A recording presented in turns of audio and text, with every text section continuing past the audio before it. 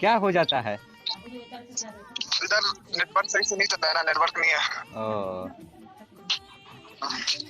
Network का बहुत दिक्कत है। ओ, ये देखिए बाहर, ये तो बाहर देखिए बाहर। ये तो पूरा मतलब बर्फ से तो पूरा ढका हुआ है पूरा घर दुआ। पूरा ये देखिए, ये पूरा जम गया है ना। पूरा हर जगह हमेशा गिरते रहता है ये। कहाँ, जम्मू में है? कैसे कितना अंदर तक है। ये देखिए,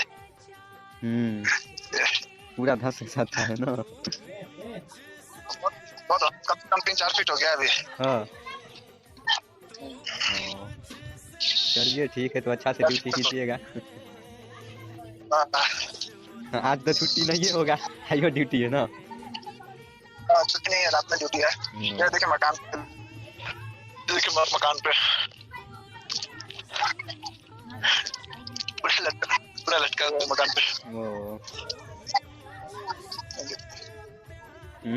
तगड़ा है।